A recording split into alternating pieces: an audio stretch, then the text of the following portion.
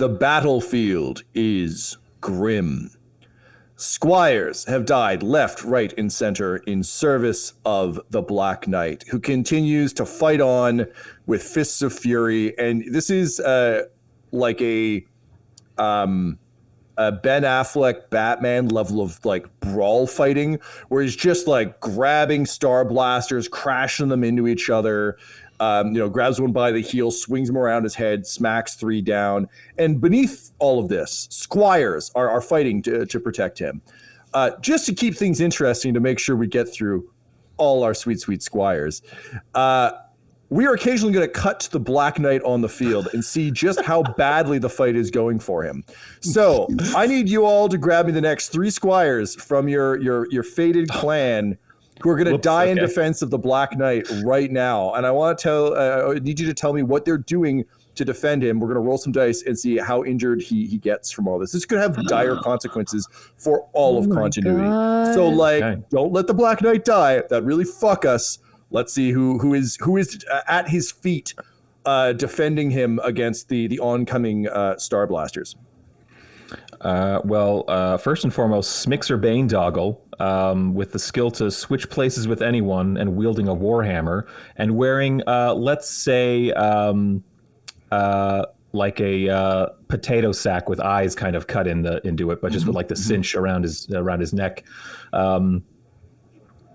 Uses said ability to switch places with the Black Knight just as a killing blow might be struck on him, and takes the hit instead and goes down. And he said, my lord, and then there just switches with him and great, I'll save you, and he dies. And as the Black Knight gets awkwardly shuffled forward, he just yells, "You dare!" and then turns and just sees you get eviscerated. He goes, and continues to fight on. Who's the next Squire to take a hit for the team? The next Squire is Roromu.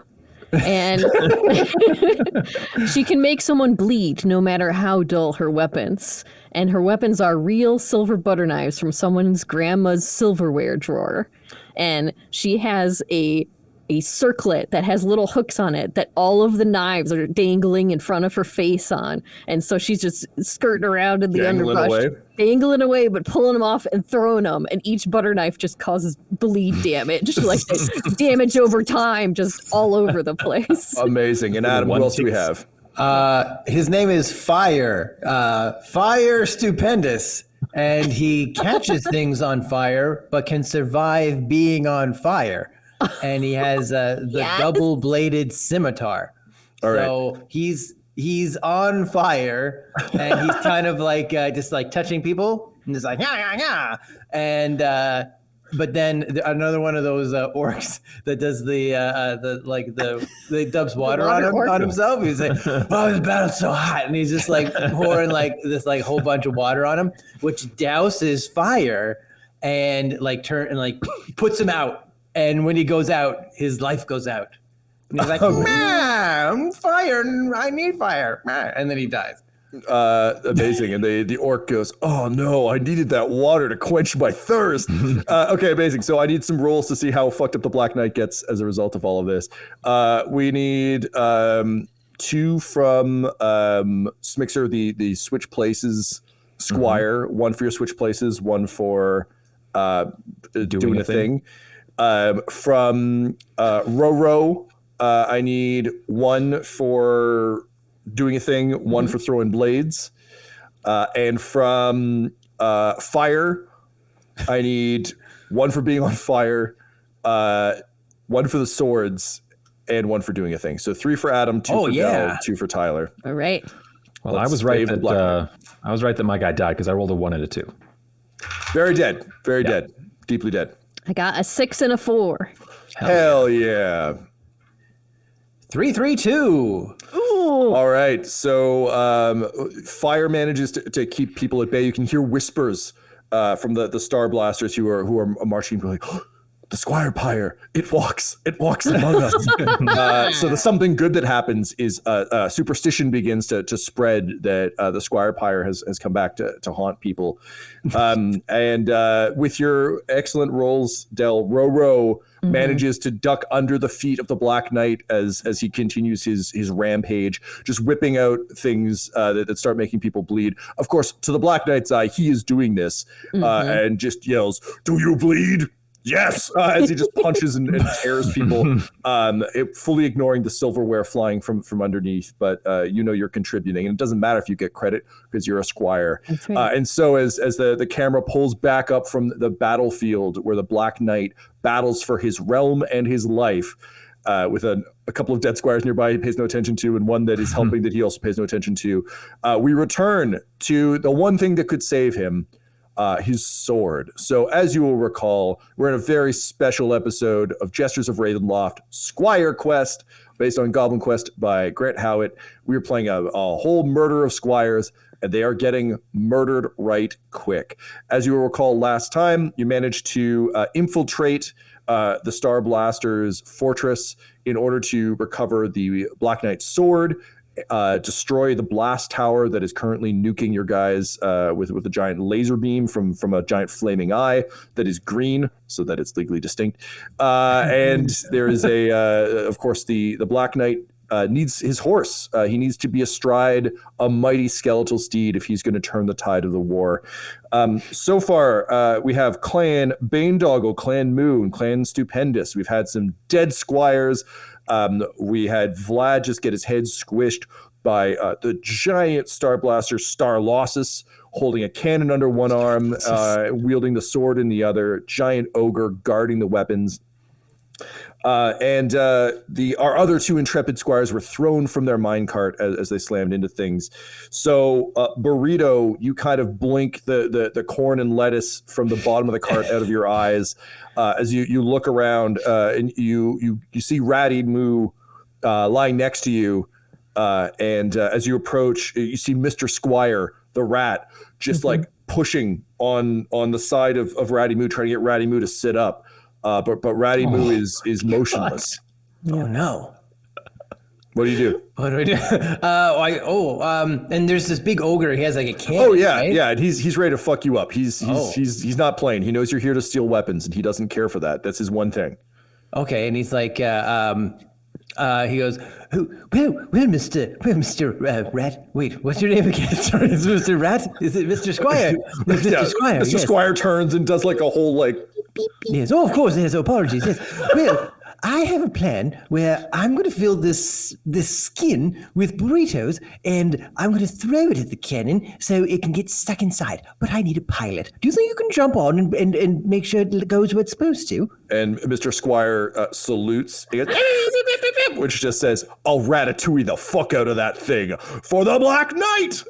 So you start stuffing burritos into the skin sack as Mr. Squire like wraps him, like puts on a little like pilot's outfit and does one of those slow motion like astronaut walks. Yeah, exactly. Little sunglasses on from like shattered pieces of the kettle that Vlad's had stomped in.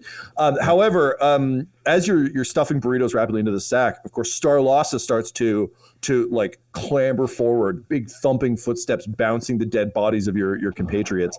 Luckily, a second minecart slams into the back of the first one, and two squires dramatically leap forward into action. Tyler and Dell, who arrives on the scene? I'll take the first one. Yeah. Okay. Tasty Piper Banedoggle does a front flip out of that hand cart and lands in like a kung fu pose. Their skill is hand-to-hand combat, and their weapon is fists. And this squire is wearing a straitjacket and has like a sock puppet just stretched over their head like a balaclava, and then the sock puppet part is kind of like the loose part of the sock still at the top, but whenever they talk, the sock puppet actually the mouth moves. Impressive. Wow. Yeah. Amazing. What do they say as they land? I think with a name like Tasty Piper, I'm going to bust out this voice from the very first Rock Quest I did. And with the same mannerisms too. It's just gonna be like, "Oh yeah, baby, it's Tasty Piper. Fuck some shit up, dog. Oh yeah. All right. Oh yeah." So, Tasty Piper, I assume your action is going to be fist fighting Starlossus. Oh yeah, we're gonna square up with Starlossus, baby. All right, amazing. And who lands beside Tasty Piper?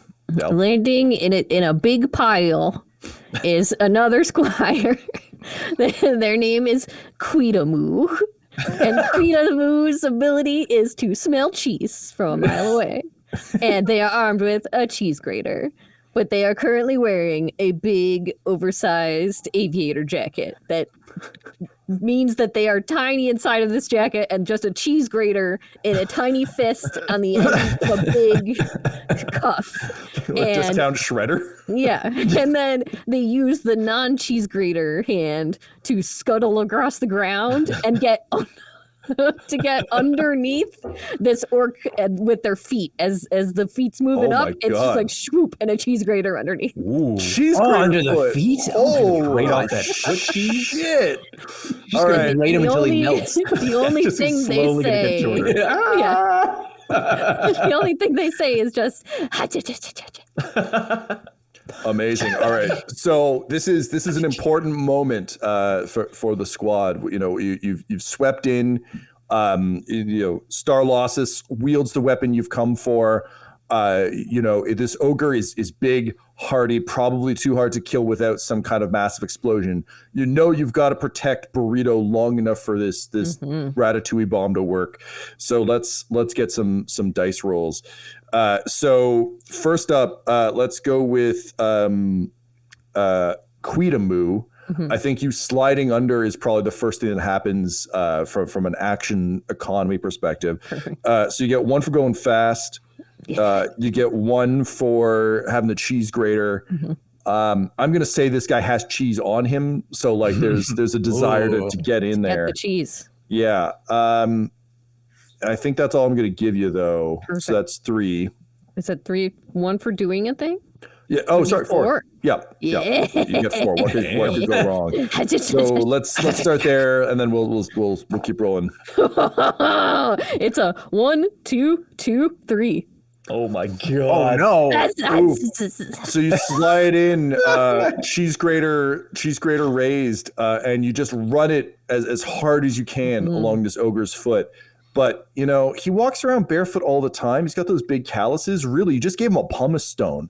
Yeah. So he just goes, Star Lossus like, thank you. Now Star Lossus need to moisturize, and he stomps down, just popping you like a grape.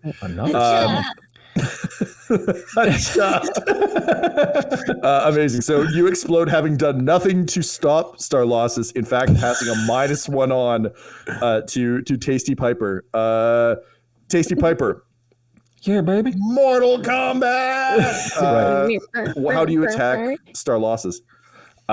It's just full on like kung fu martial arts. It's just going in there and trying to beat the shit out of his shins. Like I think he's got the height advantage, so it's just whatever Tasty can reach. So yeah, Tasty's going for the knees. All right. So just gonna box the knees like a speed bag.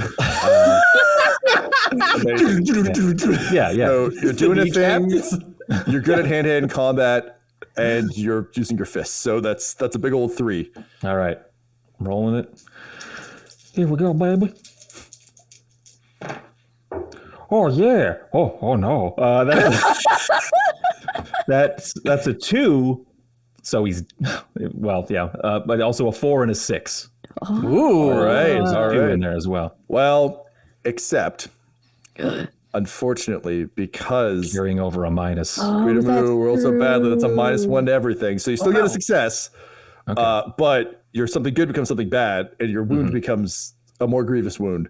Yeah. So you start battling, and Star Lossus is like, "Hey, stop hitting Star Lossus' shin. That sucks."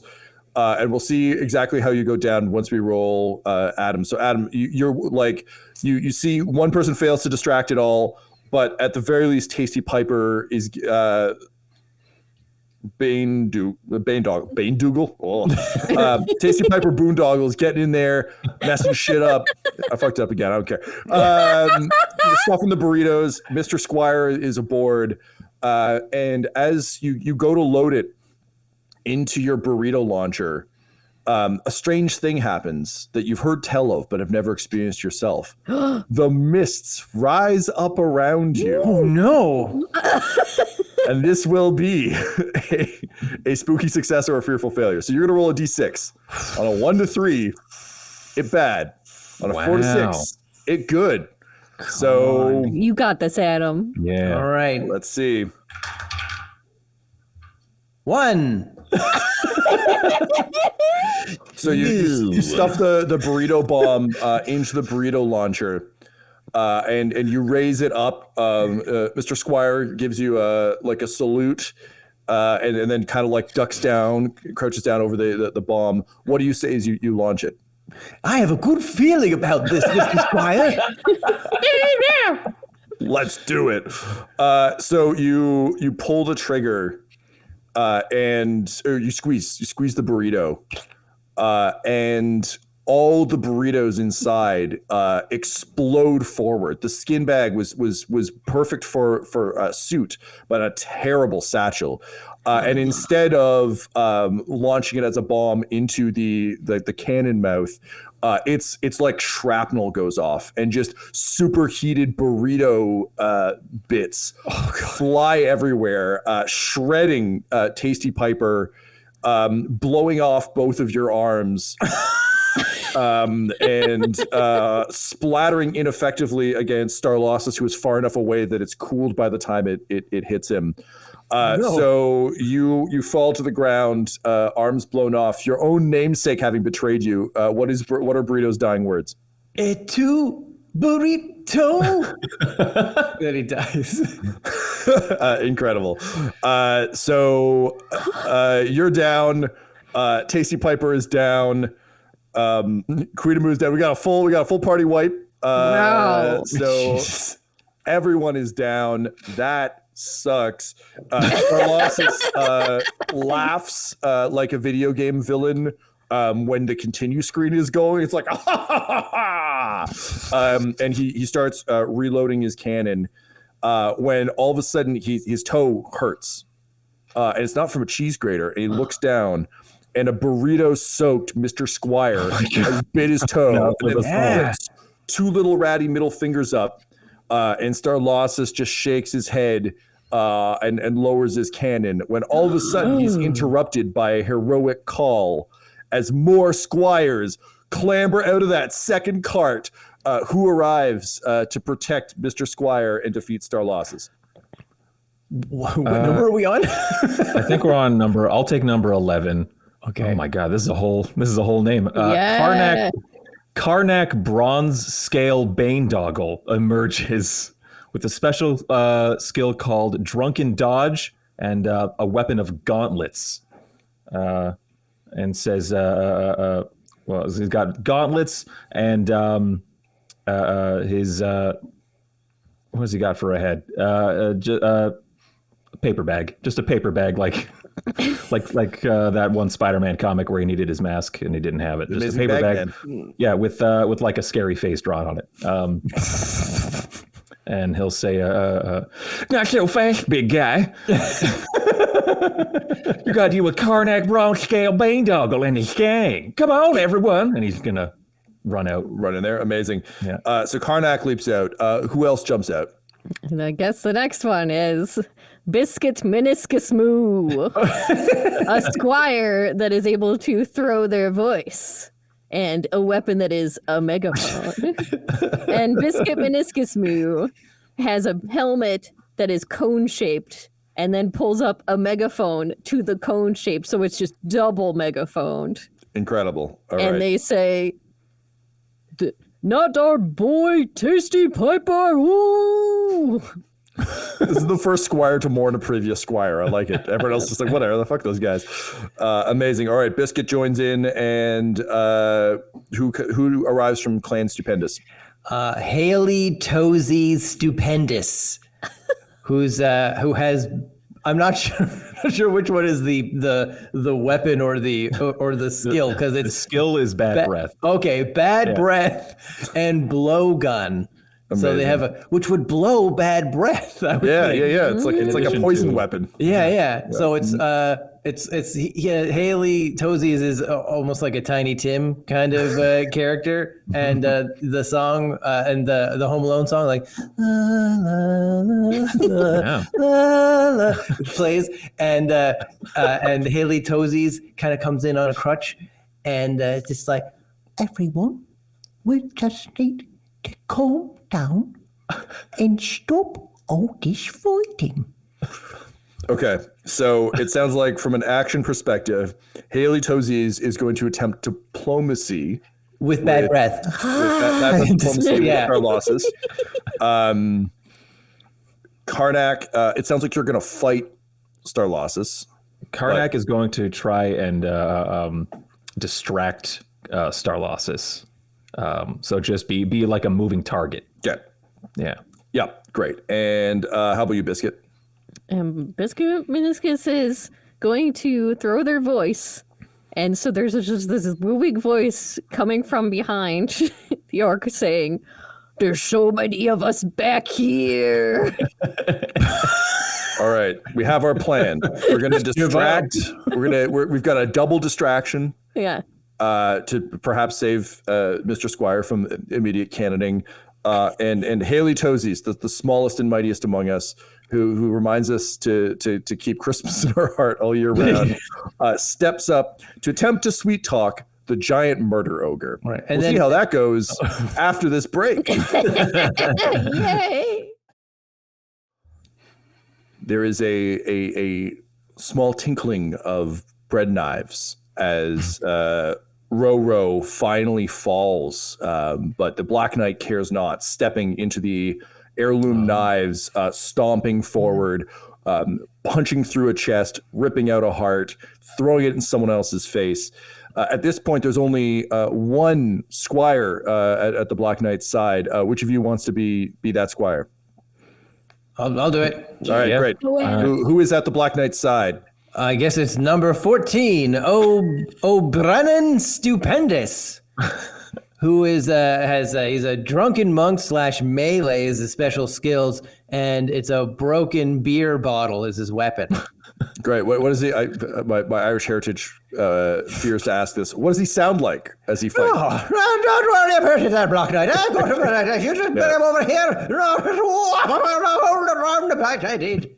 Yeah, is the first Squire to discover liquor because the Starjammers or the Star Blasters brought it in with them, and so as a result, he's like, "Oh, a healing potion! Whoa!" Yeah, he's just like, I wonder what this is. Like, yeah. All right. So as the Black Knight rips out a heart beneath him, you're just up there stabbing with a beer bottle. Let's get 3 rolls, 3 dice. 1 for doing a thing. 1, you're fearless because you're wasted.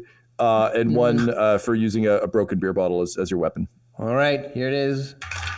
I got, 2, 6, and 4.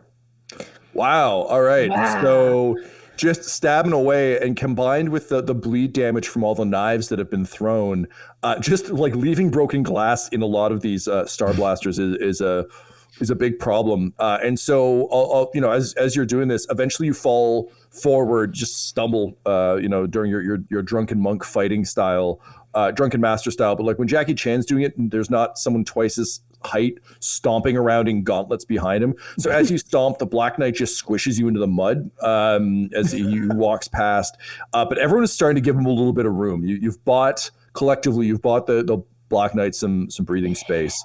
And he just yells, "You think you know fear? I will show you fear when I get my fucking horse back." There's one of those like standoffs where like he's looking badass and everyone else is kind of giving him like a whoo. However, the crowd far from him begins to part as the leader of the Star Blasters begins to move forward, and people are starting to get out of his way. His long, flowing blonde hair glowing despite the overcast sky, and his massive red visor glinting with untapped energy potential, a smirk on his face as he just raises a finger at the Black Knight and says, "You Meanwhile, No. you're fighting your own problem. You're locked in combat with Star Lossus, who is between you and the sword that the Black Knight so desperately needs. We have a plan in place, and now we're gonna fucking execute it. So, let's go with distractions first to see how easy he is to diplomacy. So let's start with Karnak. You're just running around making a scene. Is that correct? Yeah. He's just hey, Star Lossus, I bet you can't hit me. This is him just trying to goad him into trying to hit him. He's doing a thing, and he's gonna be using his drunken dodge skill to try and avoid being hit. Okay, amazing. I'm also going to give you an additional one for the vestigial tail. It's distracting. It's a distracting thing to just He's wagging it at him, taunting. Whoa. No, boo, boo. It's my tail. Just like he looks twice. He's like, okay, yeah, I've seen a butt before. Wait a second, what? All right, go ahead. Yeah.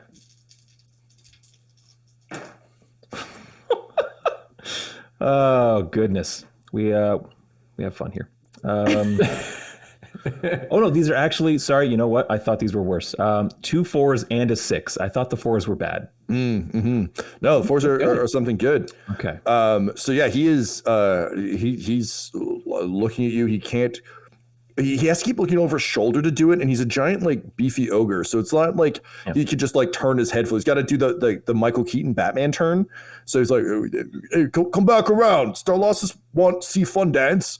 So he is, you get a success, which is great. So that counts towards the overall goal, and he is deeply distracted. And because you said you got 1 4 or 2 4s? 2 4s. That's +2 to the next roll.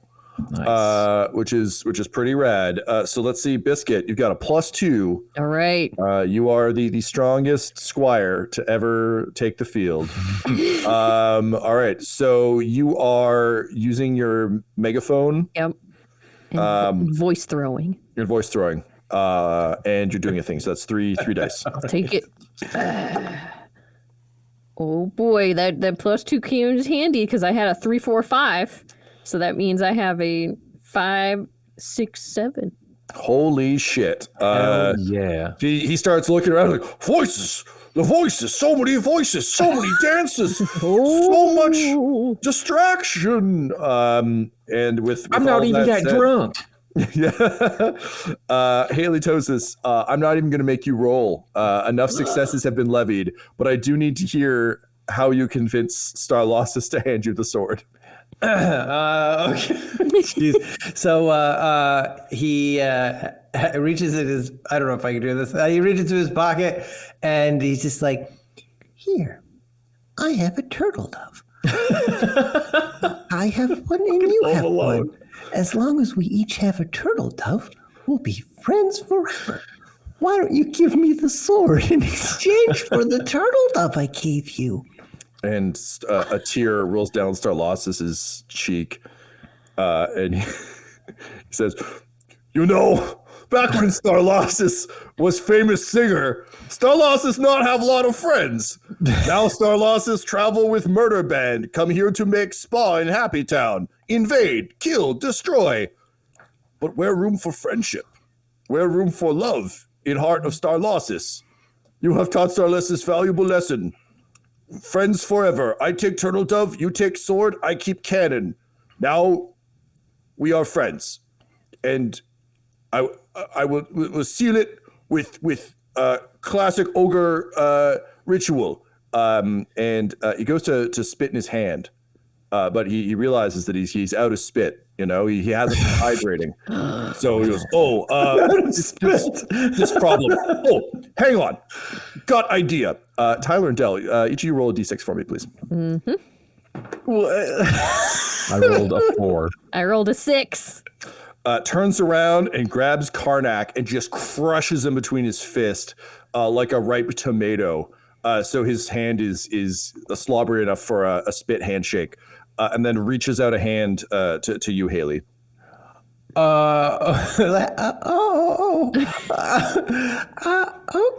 Wait, I have the sword, right? Yep. Okay. Close your eyes. Okay, I trust you. It holds up the turtle dove, reaches out a hand.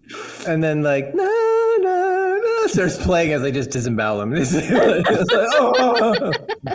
Amazing. So guts spill out over you as Biscuit continues to throw voices, and you both find yourselves just sloughed in guts. There's just guts all over you.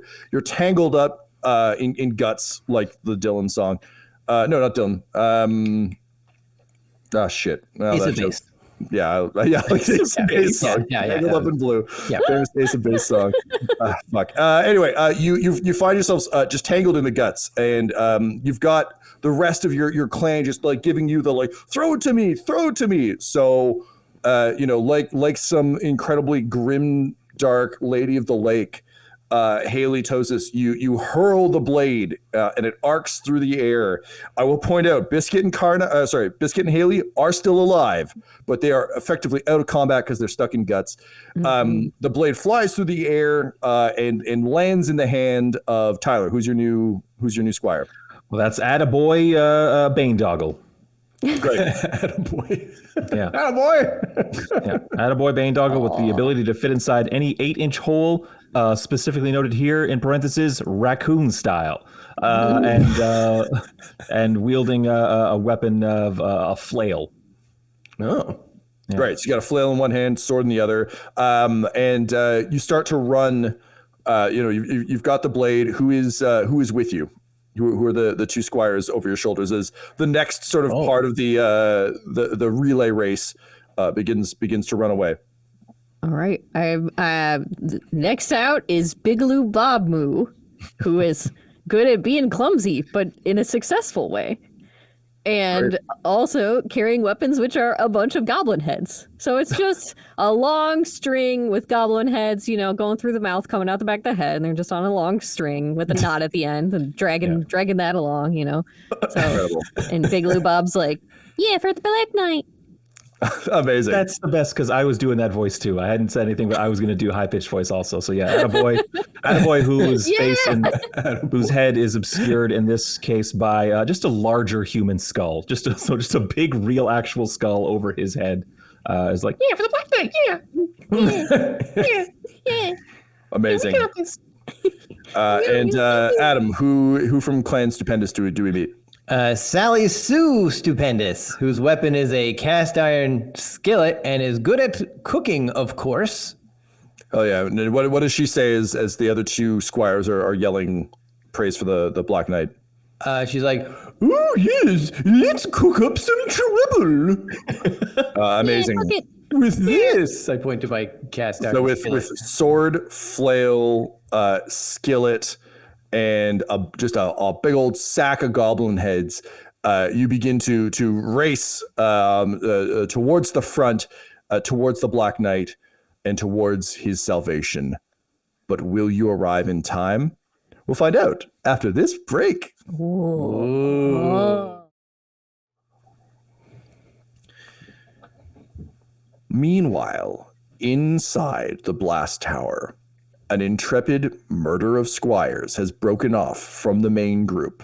Not unlike the Death Star trench run, they have taken it upon themselves to either use the tower in the aid of the Black Knight or bring it down while their fellow squires are acquiring the sword and the horse. We cut now to those squires. Mm-hmm. Who are our three squires? And I want to know what your plan to take out this tower. We're talking like, again, a big, definitely not Lord of the Rings tower, but sort of, big spiral staircase all the way up. You can almost think of it like a lighthouse, giant kind of wizard-controlled cannon up top, heavily guarded, heavily armed. How are you trying to deal with this tower? But first, let's find out who we're dealing with. Del, why don't you go first? All right. We're looking at Earl Grey Moo, who's good at brewing a good cup of tea with a weapon of blue and red pills.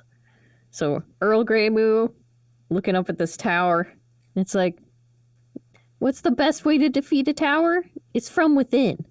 So Earl Grey Moo is just finding a big bucket and walking the bucket into the bottom of the tower and then pulling out tea from a big coat with a bunch of teacups in it and setting them on the corner of the bucket and going, "There's free tea.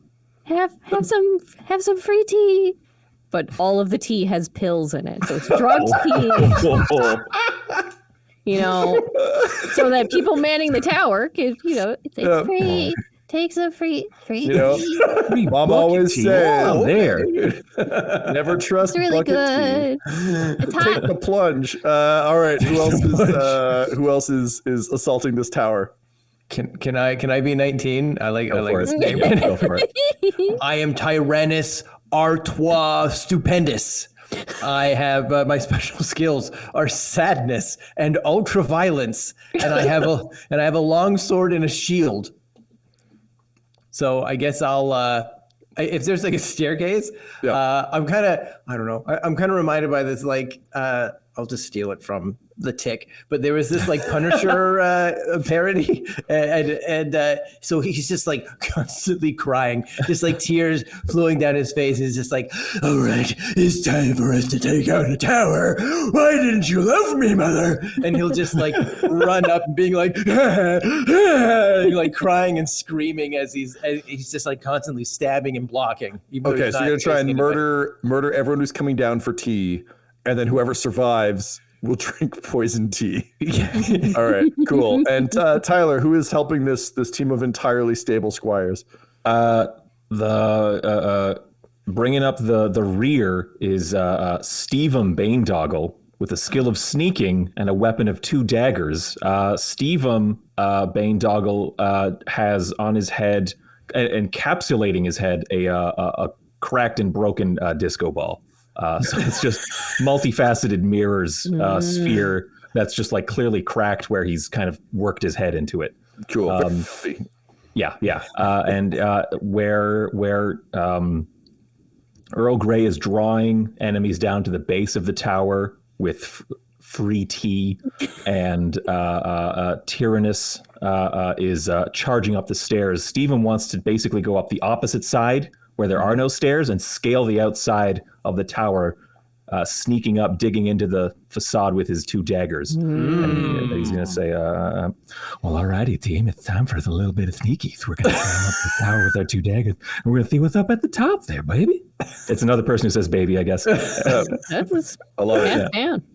Okay, amazing. So we've got like distraction / backup plan at the base. We've got sad Punisher running up the stairs, and we've got Sneaky Steven going up the wall. So let's start. Let's start with you and see how much they fall for this ruse of free tea, free bucket tea. So you're doing tea, you're doing pills, you're doing a thing. Yeah, I'm gonna vote that the final one is that the clan also has that smoky breath. Yeah, smoky so breath. As the free tea is like free tea, it's just smoke is wafting up and it's obscuring that there's anything in the bucket, and it also looks very hot. It's sort of Okay, I like it. Yeah, experience. I was also going to make a case for smoky breath. So yeah, let's do that. That's great. Go for it.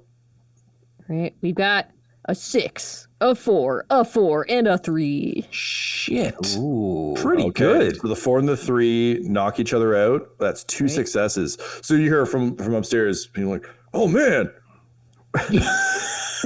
we Star Blasters fucking love tea." And you hear a bunch of tromping of feet as there's like it's like any time someone pulls up with like a free food truck outside of anywhere, and everyone's like, "I gotta get a small sample." So there's a stampede.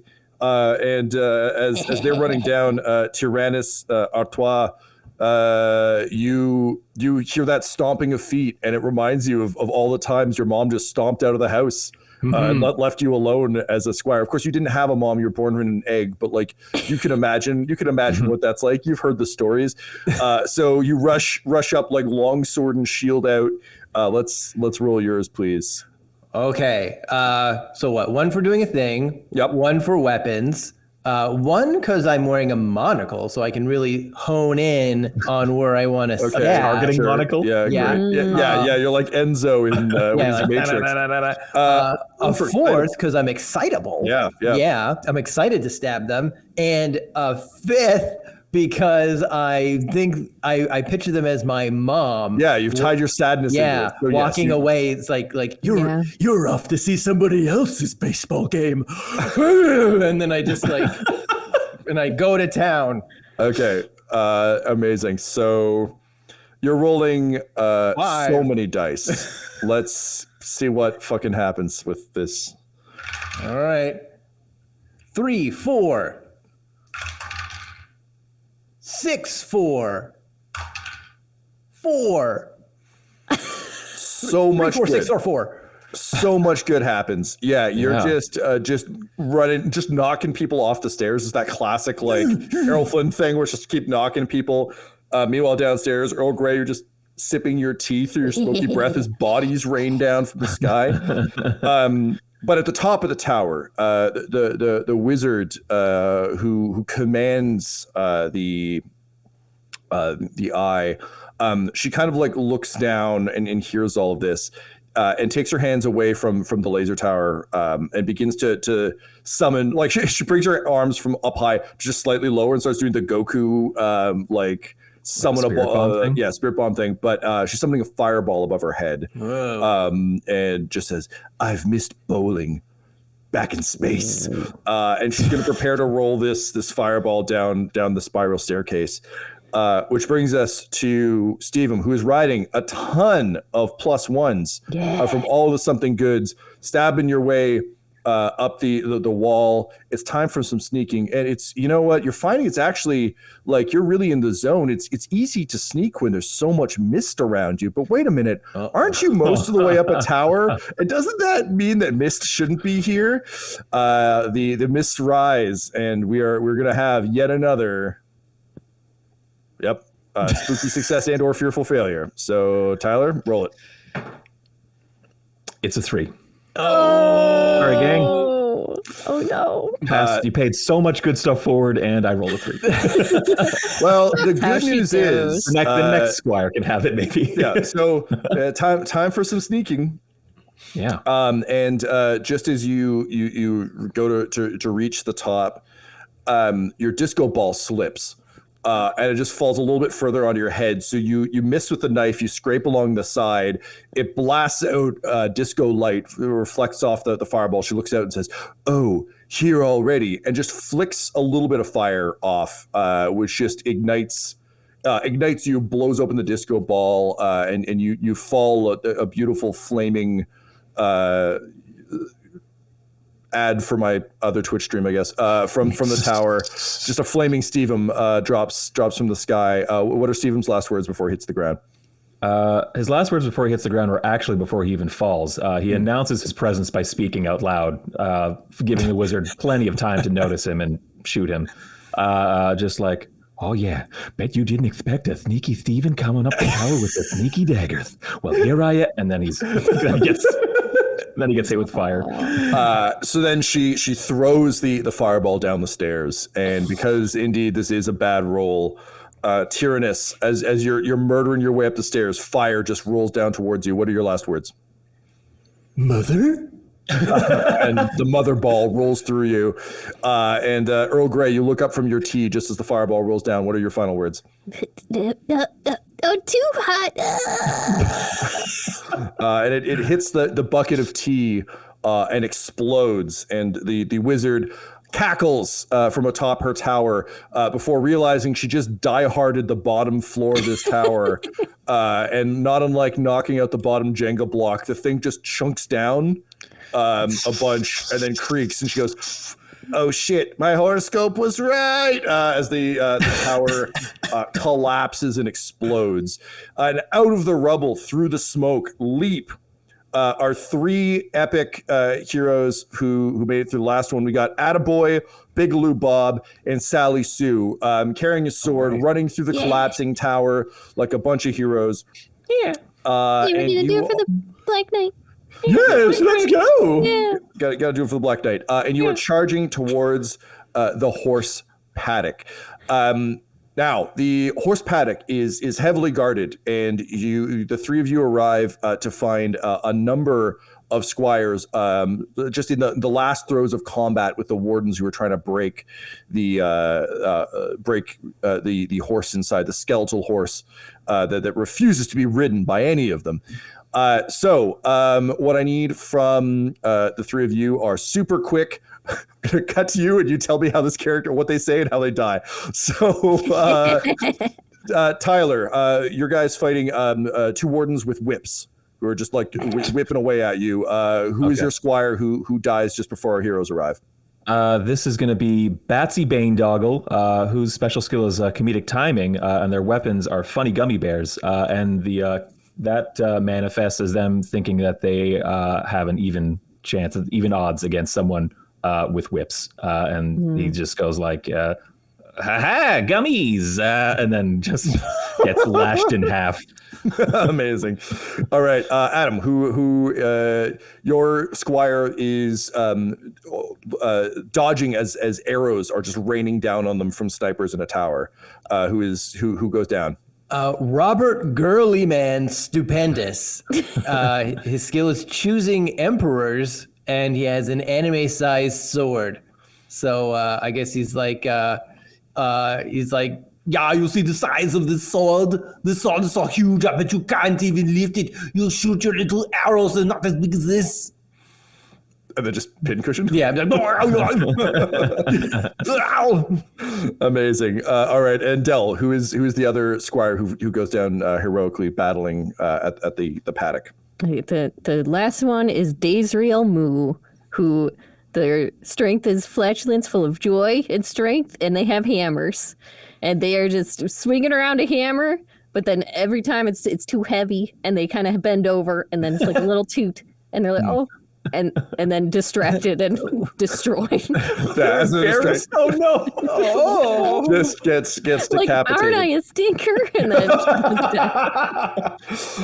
Yes, they were amazing. So as they let out their last toot, Dazriel falls and collapses, and Mr. Squire, now just soaked in blood and burrito guts, just like power slides under it, stands up, and just does one of those like Phoenix Wright Ace Attorney points, and just points to the paddock, and squeaks, objection. Yeah, and the three of you rush forward. So the horse paddock, you can think of this just as like a big horse run. So it's a big fence.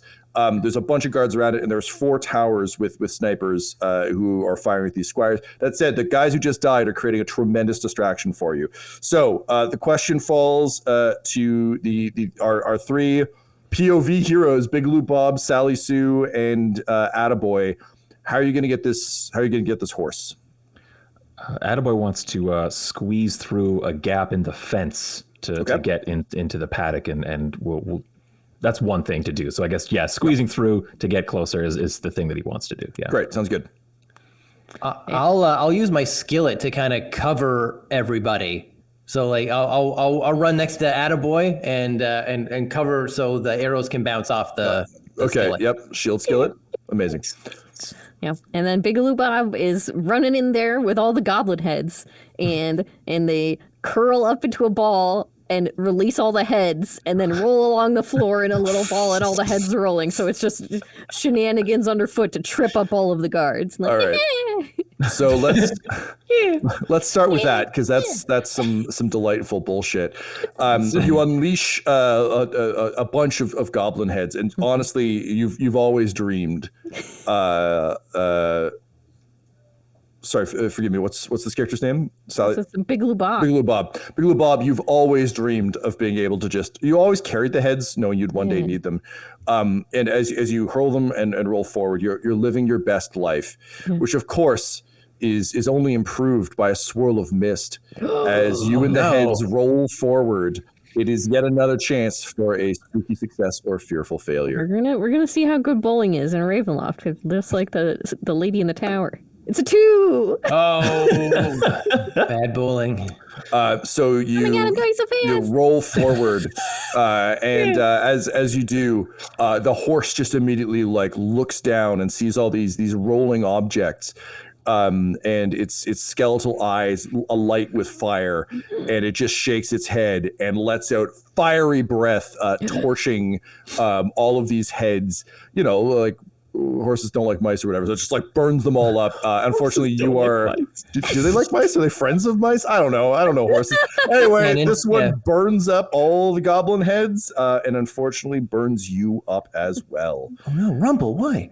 You don't know that name. No one knows that name. This is just an evil horse. That's all we know about it. Yeah. Wink. Winky wink. All right. So that is a sad death, but a necessary one. So there's no distraction. It's purely failure. It's up to the two of you running in, Tyler and Adam. Adam, let's see if you can guard Tyler long enough for Tyler to get through the fence. I think that's probably all right. how this plays. So for Sally Sue, using your skillet.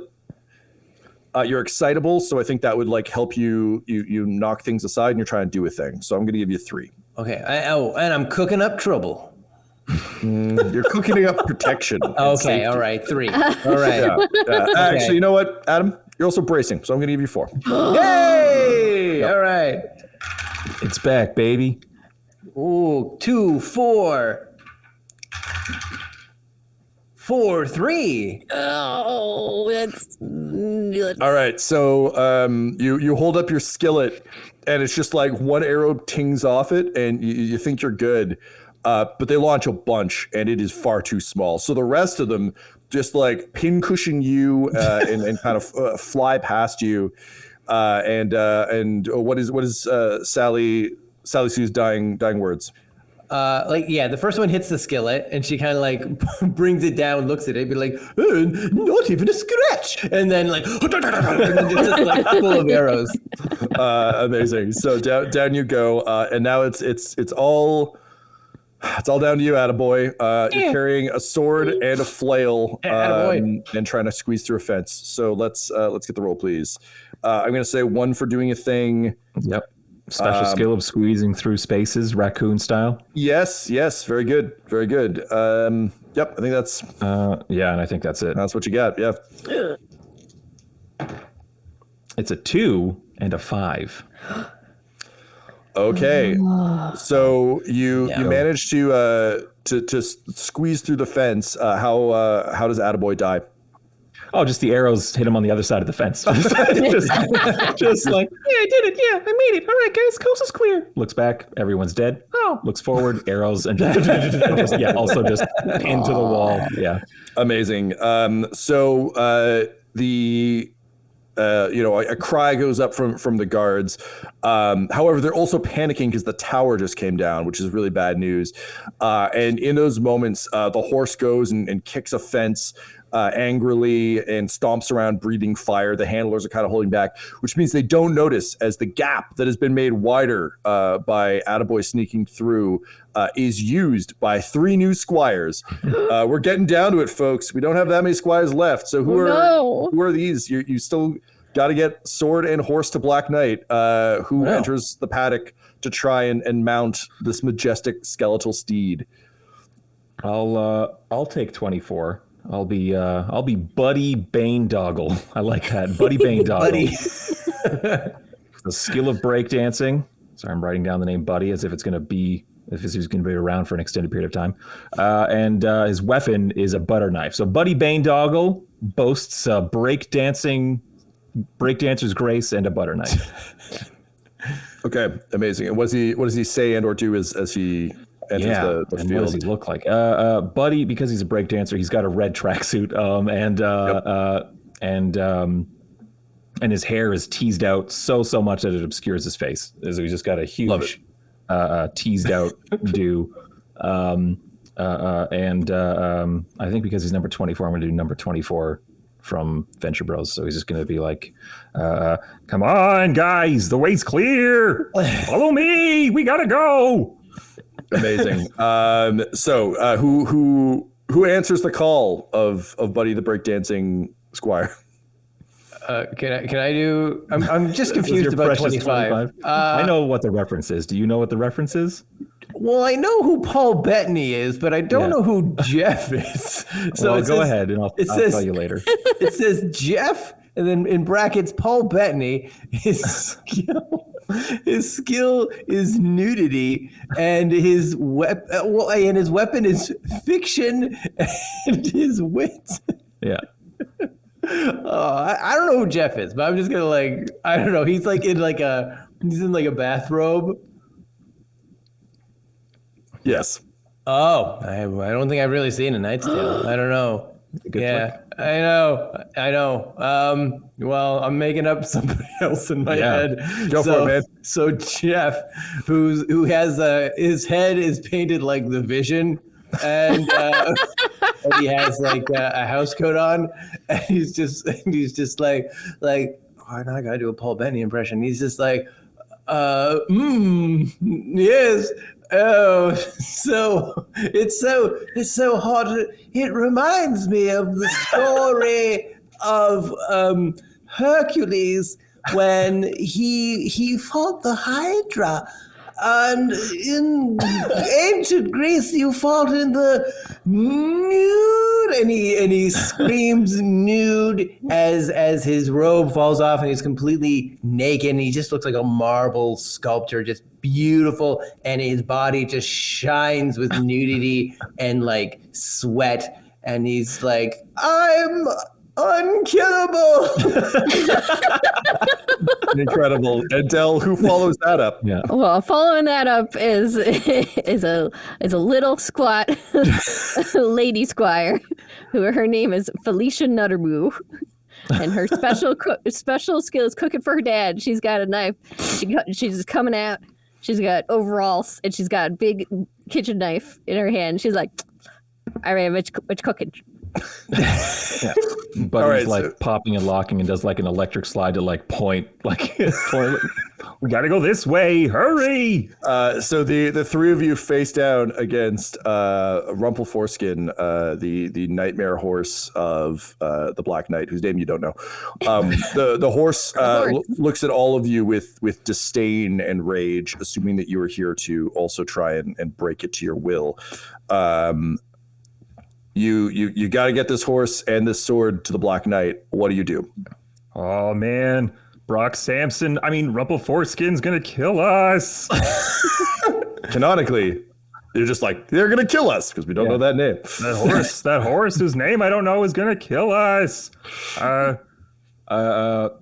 Buddy Banedoggle would like to use diplomacy to just talk the horse down, or nice bone horsey. We both serve the Black Knight. Come on, we're friends. All right, so we got diplomacy going. What else we got? Felicia will get in there too and be like, yeah, horses like apples. We got apples back at the battlefield. Come on, we're all gonna go there. Canonically, there are always apples on the Jesters battlefield. Yeah. All right, how about you, naked Jeff? Yeah. Oh, I guess it's Jeff Stupendous, which is great. Well, he put his robe back on, and then he's like, I have a tale of a savage beast and a beauty, and it was told that beauty can tame the beast, and then with nudity, and he takes his robe off, and his body just shines with its glistening nudity, and he's just like, behold. All right. He just wants them to look at him. I understand. And yeah. So Tyler, I'm going to make you the primary on this, I think, because you're doing the diplomacy. So we're going to go with Jeff and Jeff Stupendous. Jeff Stupendous and Felicia Nuttermoo first to see what mood Rumple Foreskin is in when you make your ploy. So Felicia, let's start with you. You're not using the kitchen knife, no. but you are using, I would say, your cooking skills. And food. Yeah. So you can use that. Otherwise, I think that you've got smoky breath. I think Rumple Foreskin being a fire breathing horse can get behind that. Game recognized game. We're not so different, you and I. Yeah, amazing. Let's go with those. All right. Those 3, please. That's a 5, a 4, and a 1. Oh. Okay, cool. Let's hang tight on that. Jeff Stupendous. Jeff bracket Paul Bettany bracket Stupendous. I wrote down his name was Jeff, and then his special skills was Jeff. I mean, look, you're not wrong. Nudity is That's always jumping. Jeff. Okay. So you're using your nudity. You're using fiction and your wit. So that's 2. And you're doing a thing which is 3. And I'm going to give you a 4th for the monocle because you are thinking hard. Oh, yeah. Yeah. So I can see, and I can, and I can get the monocle and I can like kind of move it over my body so it can be like, so it can just be highlighted more. Yeah. Cool. Yeah. Like put it like, little linger over my nipples and like, maybe that little V spot. Yeah. Down, really down working by for the that crotch. skeletal horse. Yeah. Like, Like, he goes, and then just in my eyes, like, I hope this doesn't awaken something in me. All right, let's get that roll, please. Just 4 of them? Okay, all right. 4, 2, 5. Okay, all right, interesting. And finally, Tyler, it falls to you. Our good friend Buddy, the breakdancing Squire. Buddy Baindoggle. Yep. So you, yeah, it truly is. You pop, you lock, mists surround you. In. Oh no! So we're just rolling the 1d6. Hell yeah, baby. No, this has gone well for me in the past.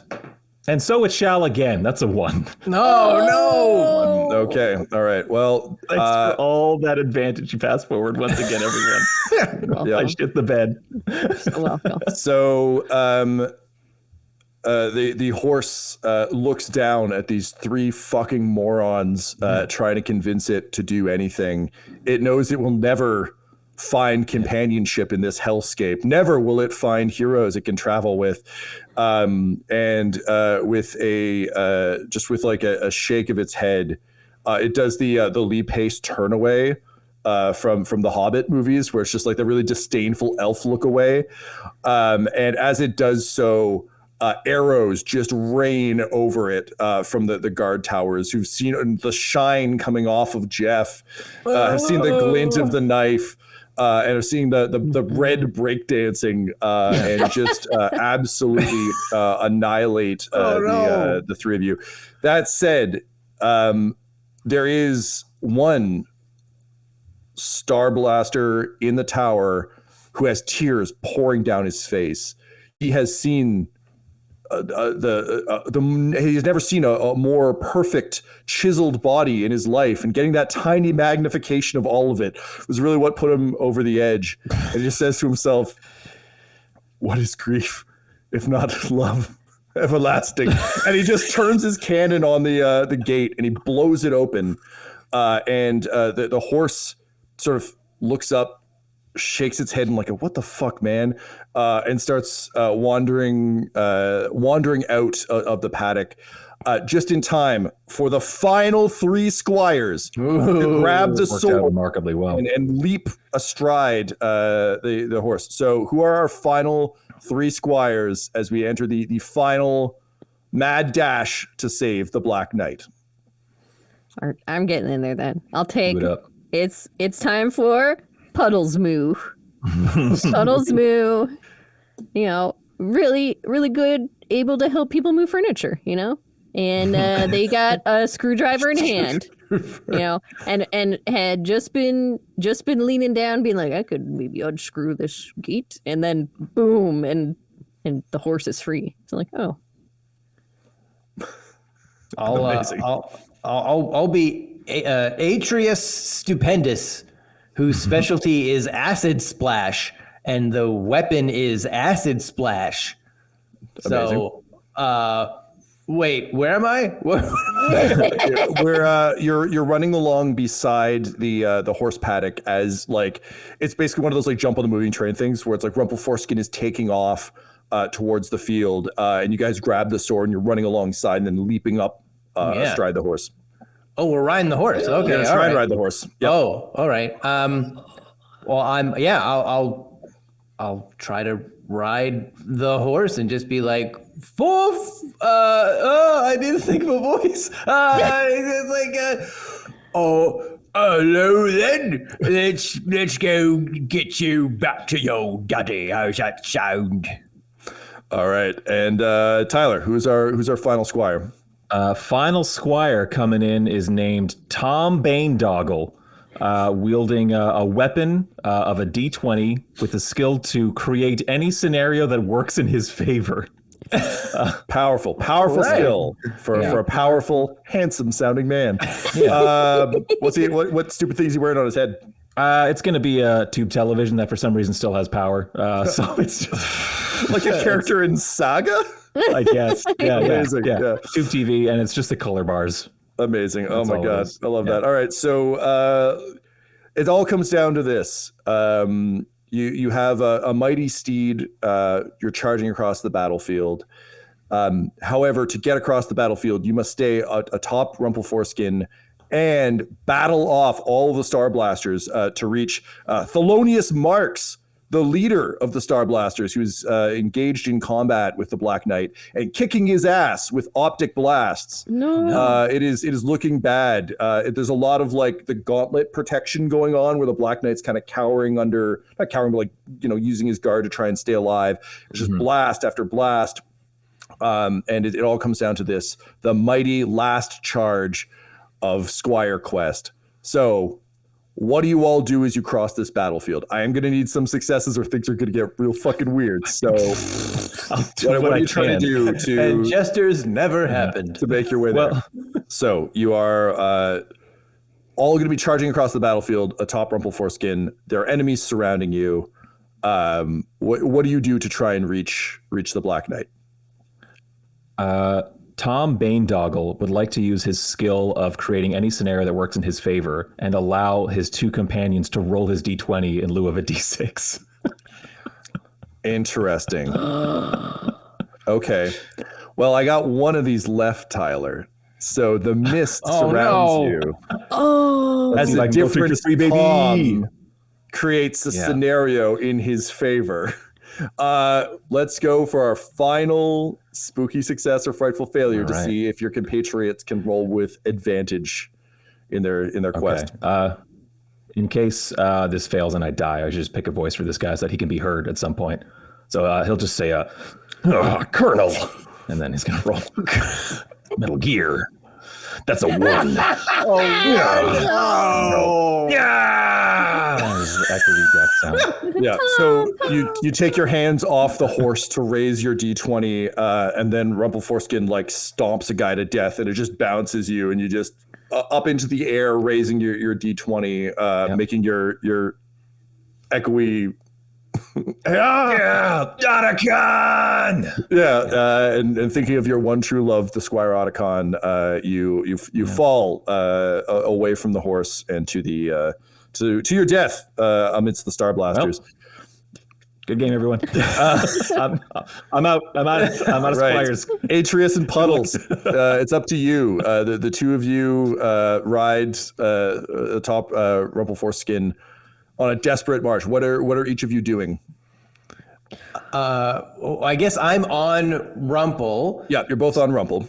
All right, I'll be like, all right, then, Puddles, you heard through the grapevine, you like moving that there furniture, so You're not wrong about that. Well, that's good that I didn't hear no lies that people be telling me about you. Bad time for me to think of a plan and then it just be chock-a-block full of lies then. I'm assuming there's furniture all about this battlefield, right? I mean, like a couple couches. Sure, yeah. This was once a nice place. Why? Yes, it's a good thing them Star Blasters threw out all those couches from the Black Knight's house. You remember he showed off all his couches that one time? He was like, check it out. Look, I've got like 30 couches. Remember that day? Yeah, and what are you going to use the furniture for there, Atreus, whose specialty is acid splash? Right. Well, I'm also Combined situation. Yeah. I mean, jump in here whenever you want. I'm thinking we just get Rumble here. You get your screwdriver, kind of. That one, kind of flip the couches around the Black Knight, protect him. 30 of them. So you, maybe 10. Build a barricade. Yeah, like a triangle, 10 couches high each side of them. Then while you're building couches, I'll just go right up to the main one there and just touch his face and melt it with me acid hands. All right, so we're looking for barricades to buy the time, Black Knight, and acid splash to the face. Is that... Am I reading that monologue correctly? Yeah, okay. That's my plan. Unless you got something you want to do, Puddles, but you let me know. I do got screwdriver. All right. That's right, Puddles. You got that screwdriver. Say we all. All right, so Puddles, let's see if you can build these barricades. None of your... you need to go fast. This is a fast job. This is true. This is a fast job. One for that. You get one for doing a thing. Furniture. Yeah, you get furniture and you get screwdrivers. This is 4. Yeah. All right. And I'm just hoping beyond hope that some of these couches still have Squires in them from, when the Black Knight had them set up and we were partying. That's my hope. 3, 4, 5, 6. Ooh. You build a fucking barricade fast. You wanted to do this when the couches were set up. You just knew the Black Knight would murder you for insolence. But now that he's busy, bam, those couches go up. You build a proper triangular fortress around this combat. And this is my life's calling. Without having to fight all of the Star Blasters, the Black Knight just breaks out, it's that classic, he's almost down, then he fights his way back out, and he just clocks Thelonious Marks in the face. And as he stumbles back holding his face, he reaches out and grabs the sword, and it points at Thelonious and says, "Now you, this night I come for you." At which point, Atreus Stupendous bursts through, leaping up, hands out. Let's see if you can acid splash this guy for the win. So we've got you're excitable. This is an exciting thing. Oh yeah. So that's 1. You've got your monocle. You're thinking hard. You're using it as a targeting. Zooming in. Yeah. Your specialty is acid splash, and you are using acid splash. So that is a total of 5 dice. Oh. All right. So let's go. I guess these just cancel each other out. 1, 6. Oh, 1 and the 6? Okay. 1, 6. And 5? 1 and the 6 again. A 5th die. 4. Well, the good news is that 1s and 6s don't cancel each other out. It's only 3s and 4s that do. So you leap in and just acid splash Thelonious Marks in the face. And as you do so, his visor breaks and the optic blasts come out of his eyes and just melt you and cut through the couch wall, as he flails around.